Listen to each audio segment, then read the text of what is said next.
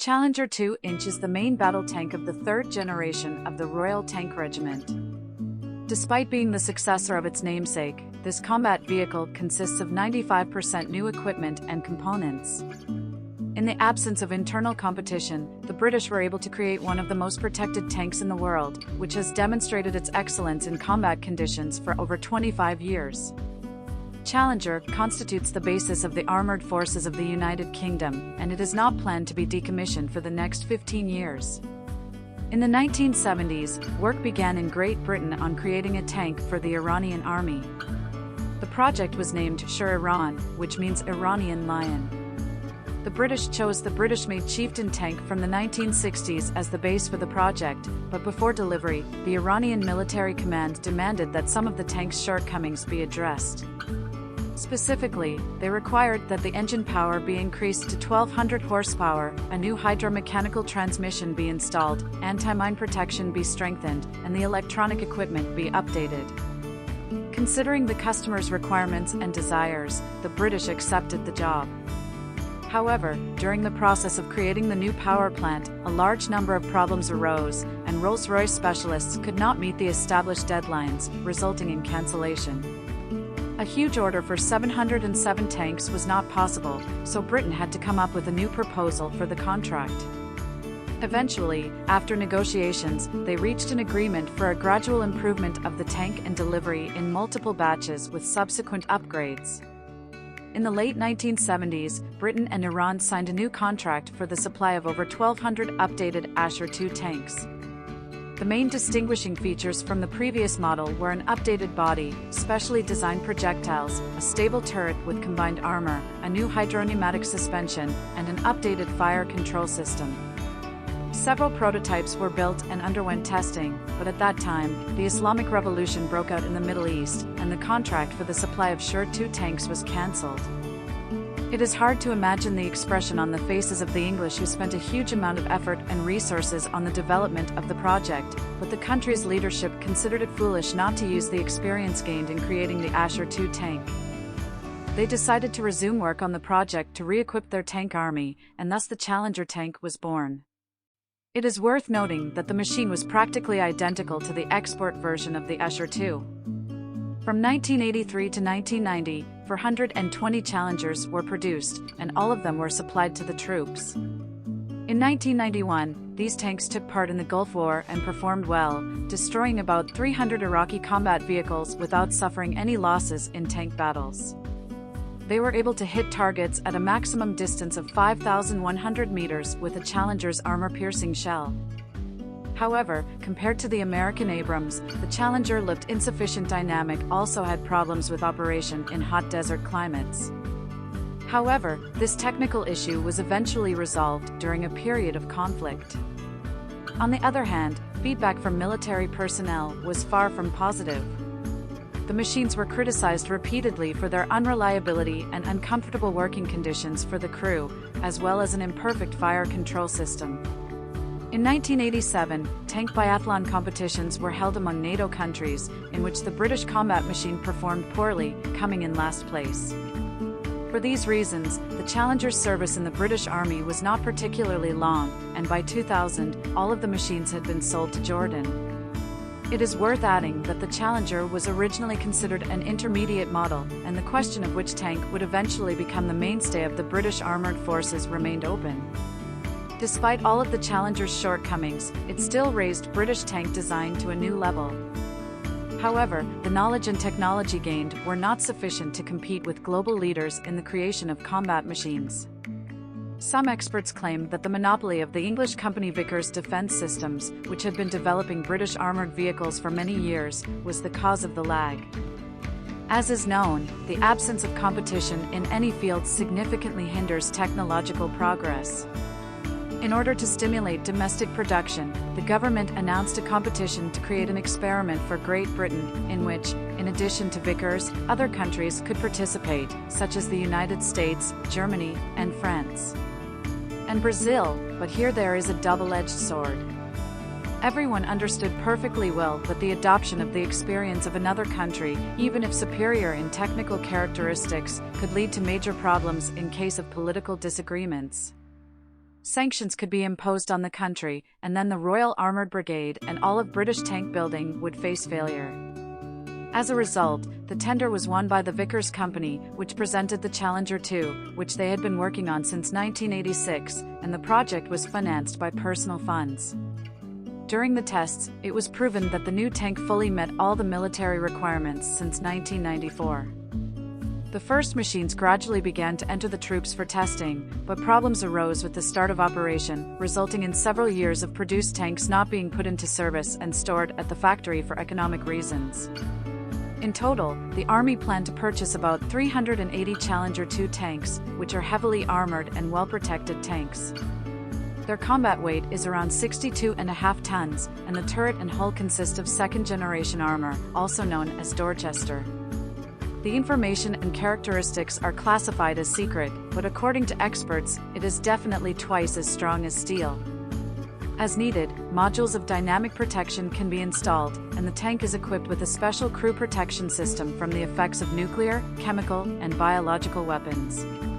According to Russian data, the level of resistance of the front part of the turret is 800 mm from shells and 1200 from cumulative shells.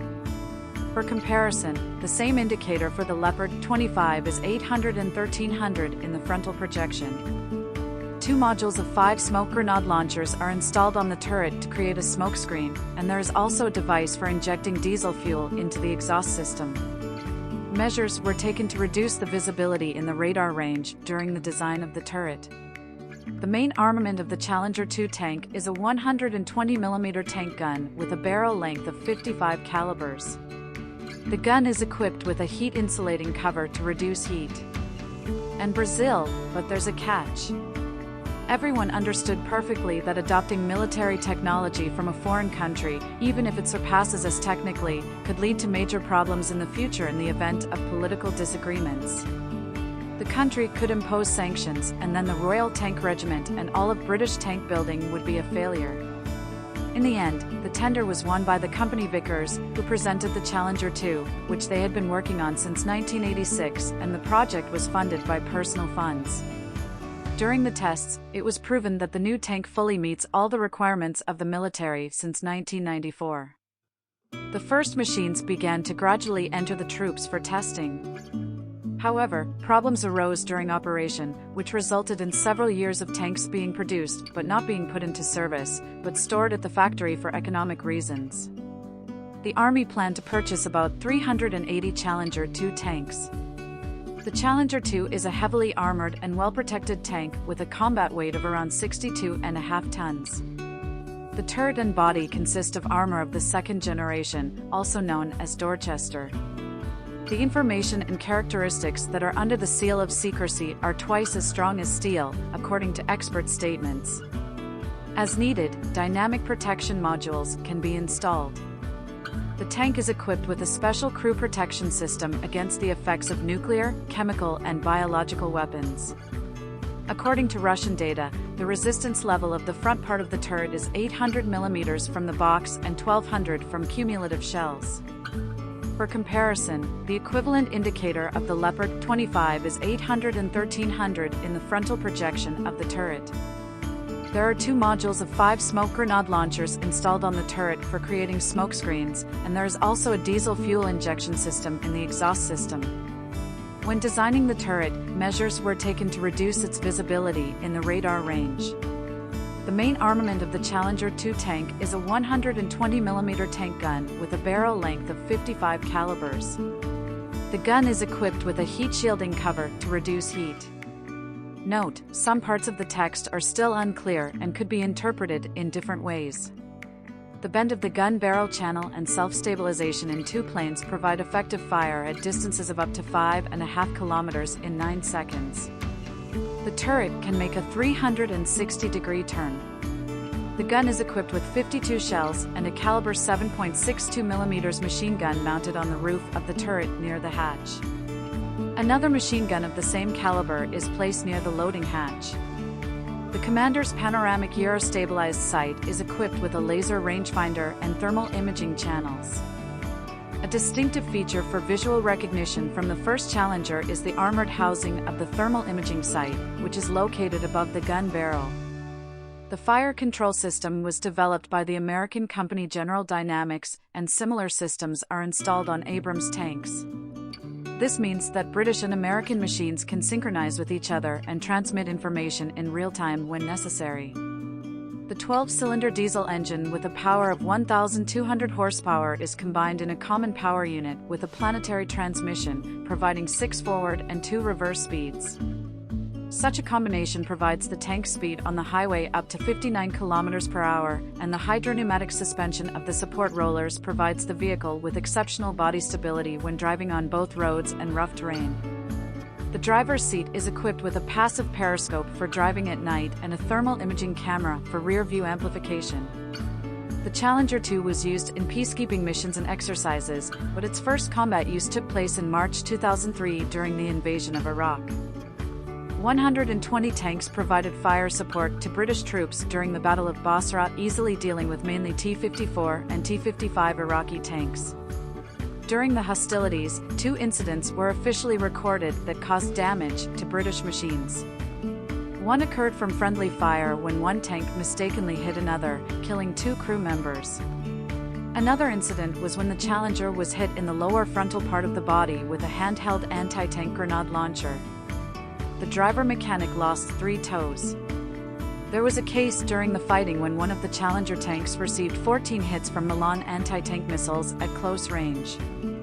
However, the armor was not penetrated, and the crew survived. The vehicle was evacuated and returned to service after 6 hours of repairs. About 70 hits from RPGs on Challenger tanks without penetrating the armor were recorded during the 18 months prior to sending the tanks to Iraq. Measures were taken to improve the operation of the machines in hot desert climates during the production of the second batch of Challenger tanks, which was completed in 2009. The cost of one tank in 1999 was £4 million or over $5 million. More than 400 tanks were produced by 2018, and the British Army had 227 tanks. The state of Oman in Southwest Asia has 38 Challenger 2 tanks in stock. Thank you for watching the video, guys. Don't forget to rate and write your comments.